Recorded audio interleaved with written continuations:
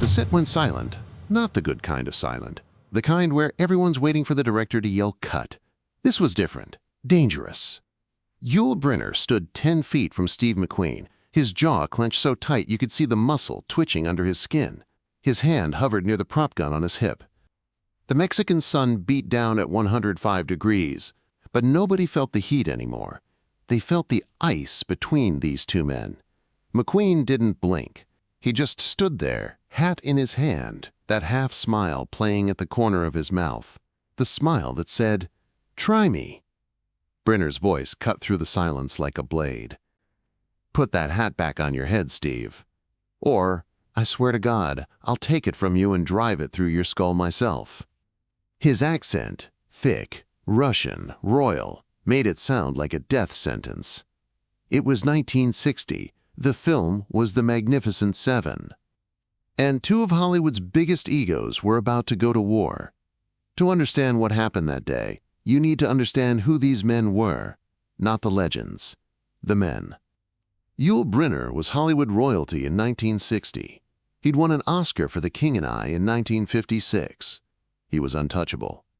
When Brynner walked onto a set, everyone knew their place. Below him, directors asked his permission. Co-stars waited for his cues. This wasn't ego, this was hierarchy. Brynner sat at the top. He was 40 years old, bald by choice. He'd shaved his head for The King and I and kept it that way because it made him iconic, intimidating, regal. When Brynner stared at you, you felt it in your chest. He had presence, the kind actors spend their whole lives trying to find. Brynner was born with it. His childhood had been chaos. Born somewhere in the Russian Far East. His father abandoned the family when Yul was young. His mother dragged him across continents, China, Paris, New York, always running, always broke. By his teens, Brynner was working as a trapeze artist in French circuses, risking his neck every night. But he learned something crucial. Presence is survival. When you're 30 feet above a crowd, you can't be invisible. You have to command attention or you disappear. So Brynner became magnetic. He cultivated mystery, danger, royalty. By the time The King and I made him a star, Yul Brynner didn't just act like a king, he became one. On stage, off stage, everywhere. And people treated him that way. And then there was Steve McQueen, 30 years old, blonde, blue-eyed. Nobody. Well, not exactly nobody. He'd done some TV work, a series called Wanted, Dead or Alive. But in 1960, Steve McQueen wasn't a movie star. He was a guy trying to become one. The Magnificent Seven was his shot, his only shot. But McQueen came into this world fighting. Born in 1930 to a teenage alcoholic mother and a father who vanished, he spent his childhood being passed between relatives who didn't want him. By 9, he was living on the streets of Los Angeles, stealing to survive. At 12, he was sent to the California Junior Boys Republic, a reform school in Chino. They beat him there, locked him in cells, tried to break him, but McQueen learned something Hollywood would never understand. You can't break someone who refuses to bend. He joined the Marines at 17, hated authority, went AWOL twice, spent 41 days in the brig. But the Marines taught him how to survive by being completely, undeniably yourself. No apologies, no explanations, just presence. When he got into acting, McQueen didn't perform the way other actors did. He didn't emote, he just was. And cameras loved him for it. By 1960, he was hungry, not just for fame, but for proof that he mattered, that he wasn't the throwaway kid anymore. When The Magnificent Seven came along, McQueen knew the deal. This was Yul Brynner's movie. Brynner would play Chris Adams, the leader. McQueen would play Vin Tanner, support. The contract said so, the studio promised it. But Steve McQueen didn't know how to be second to anyone. And Yul Brynner expected everyone to be second to him. Collision was inevitable. The first week of shooting in Mexico went fine. Professionally fine. Brynner had the dramatic speeches, the hero moments. McQueen had less. Significantly less. But then McQueen started doing something actors call business. Little movements, adjustments, things that draw the eye without saying a word. In one scene, while Brynner gave a speech to villagers, McQueen, in the background, took off his hat and wiped his forehead, then put it back on, slowly. The movement was natural, organic. But it drew the eye. Director John Sturges saw it happen. The camera was on Brynner, but when he watched playback, his eyes kept drifting to McQueen. If Sturges noticed, audiences would too. Brynner noticed too. After the take, he pulled Sturges aside. "John, I need McQueen to stay still during my scenes." Sturges tried diplomacy. "Why UL? He's just reacting naturally. It feels real." Brynner's eyes went cold. "I don't care if it feels real. I care that he's pulling focus. This is my scene. I want him to stand still." Sturges talked to McQueen that night. "Steve, maybe ease up on the movements during Yul's scenes. Let him have his moments." McQueen took a drag from his cigarette. "I'm not trying to step on anyone, John. I'm just doing what feels right for the character. Real guys don't stand like statues. They move. They live." "I know, but Yul's the star. This is his movie." McQueen smiled. That dangerous half-smile. "I respect YUL. But I'm not here to disappear. I'm here to do good work." Sturges knew he'd lost. "Just be aware, okay? I'm always aware." McQueen didn't stop. If anything, he got more creative. Adjusting his gun belt, checking shotgun shells, tilting his hat back. Small movements that shouldn't matter. But they did. Because the camera loved Steve McQueen. The crew started whispering, "Did you see what McQueen did? He's stealing the whole movie. Brynner's gonna lose his mind." They were right. By week 2, Yul Brynner was furious. He could feel his movie slipping away, one tiny gesture at a time. He cornered Sturges again. "John, this has to stop. Either you control McQueen or I walk." Sturges felt trapped. "YUL, I can't tell an actor not to move. It'll look stiff." "Then tell him to move less. Tell him to remember who the star is." "He knows who the star is." "Does he?" Brynner's voice dropped. "Because from where I'm standing, he's acting like it's his film." Sturges tried talking to McQueen again. Got the same response. That smile, that calm. "I'm just doing my job, John." The explosion was coming. Day 12, mid-afternoon. The scene, the 7 gunslingers preparing to defend the village. Brynner's character gives a rallying speech. It's his moment. His close-up, the cameras are set. The lighting is perfect. Sturges calls action. Brynner begins.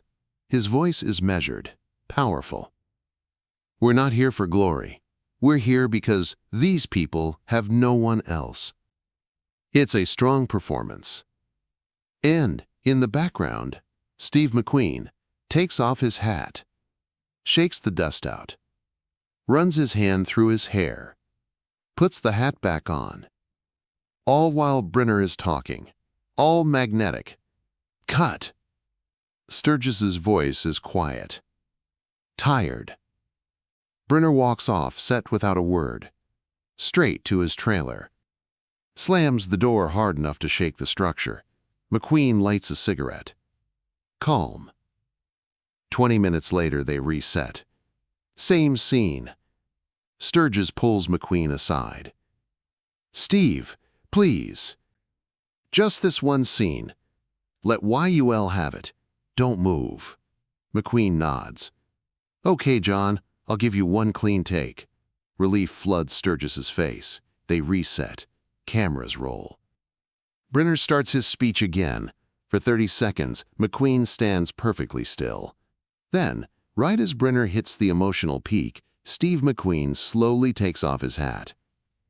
Wipes his forehead. Cut! But before Sturges can speak, Yul Brynner explodes. He walks straight toward McQueen. Not fast, slow, deliberate. Like a king approaching a peasant who's forgotten his place. The crew freezes. Someone whispers, "Oh, shit." Brynner stops 2 feet from McQueen's face. His bald head catches the sun. His voice comes out low, controlled. But underneath, you hear the volcano. "If you touch that hat one more time during my scene, I will take it from you, and I will drive it through your skull. Do you understand me?" Dead silence. This is the moment everyone will remember. Steve McQueen should back down, should apologize. Should remember that Yul Brynner is an Oscar winner, a legend, a man who can end careers. But Steve McQueen spent his childhood being told to bend. Reform schools tried to break him. The Marines tried to discipline him. None of it worked, because the moment you bow, you lose everything. So he doesn't bow. He takes a long drag from his cigarette, drops it in the dirt, steps forward. Not back, forward. Now they're 6 inches apart.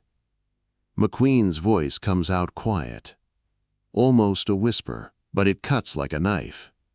"You don't want me to take my hat off, YUL?" Pause. "Then don't make me." Another pause. McQueen's blue eyes, ice cold, lock onto Brynner's. "Because you're not fast enough to stop me." 3 seconds of silence. "And you're sure as hell not strong enough." Brynner's face goes white, then red. His hand twitches toward his belt. Not for the prop gun. Just reflex. Anger. But he doesn't move. Because everyone on that set knows the truth. This isn't a movie fight. This is real. And Steve McQueen grew up in places where you fought or you died. Brynner grew up in theaters, circuses, performances. If this goes physical, only one man walks away. And it's not the one with the Oscar. Brynner knows it. McQueen knows it. The crew knows it. Brynner's jaw works. His eyes search McQueen's face for fear, uncertainty, anything he can exploit. He finds nothing. Just that blue stare, calm as deep water. Finally, after what feels like an hour, Yul Brynner turns and walks away. He doesn't say another word to Steve McQueen for the rest of the shoot. Not one word. McQueen goes back to doing exactly what he was doing. Adjusting his hat, moving naturally, stealing scenes. And Sturgis lets him. Because watching the footage, he realizes Steve McQueen just made his movie better. The Magnificent Seven wrapped 6 weeks later. When it premiered in October 1960, critics had mixed reactions. But every single review mentioned Steve McQueen. A newcomer to watch, magnetic screen presence, steals every scene. One critic wrote, "Yul Brynner gives a commanding performance, but it's Steve McQueen who owns this film." Brynner was furious. In interviews, he refused to mention McQueen's name. When journalists asked about working with him, Brynner would pivot to other cast members. Anyone but McQueen. Years later, someone finally pushed him. "Any truth to tension between you and Steve McQueen?" Brynner's face hardened. McQueen was unprofessional. He had no respect for the craft. But he became one of the biggest stars in the world. Brynner stared for a long moment. "Yes," he said finally. He did. Steve McQueen rarely talked about Yul Brynner. When asked, he'd shrug. "Yul's a pro. We made a good film." But people who knew McQueen said he kept something from that shoot. That hat, the one from the Magnificent Seven, he hung it in his house, never wore it again, just kept it on display. A reminder, not of the fight, not of victory, but of the moment. He realized something crucial. Power doesn't come from titles or awards. It comes from the absolute refusal to make yourself small for anyone. Yul Brynner had every advantage: the Oscar, the fame, the position. But Steve McQueen had something Brynner could never buy: the unshakable certainty that no one could make him disappear. When Brynner tried, when he threatened, demanded, used every weapon, McQueen just stood there and made Brynner realize his power was an illusion. That's when Brynner lost, not when McQueen challenged him. When Brynner saw that his threats were empty, and McQueen knew it. This story isn't about a hat. It's about what happens when institutional power meets raw will. Yul Brynner represented the old Hollywood system. Hierarchy. The idea that position makes you important. Steve McQueen represented something newer, more dangerous. The idea that power isn't given, it's taken, and it belongs to whoever refuses to bow. The best part? McQueen didn't set out to destroy Brynner. He just wanted to do good work, to be seen. But when Brynner tried to put him in a box, McQueen's survival instincts, forged in reform schools and street fights, made backing down impossible. Years later, someone asked McQueen about that day in Mexico, about the confrontation. McQueen lit a cigarette, thought, and said Yul was a great actor, talented as hell. But he made one mistake. What was that? He thought the crown made the king. McQueen exhaled smoke and smiled. It doesn't. The king makes the crown. This story reminds us that real power isn't loud. It isn't about control or position. It's the quiet certainty of living by your own rules. Steve McQueen understood that. He didn't follow the script. He didn't play the game. He just existed, fully and completely, and the world had no choice but to make room. Hollywood never forgave him for proving that all their power, all their systems, meant nothing when someone simply refused to bow. If you want more untold stories about legends who never bent, never broke, and never apologized, subscribe. Because the truth is always in the silence.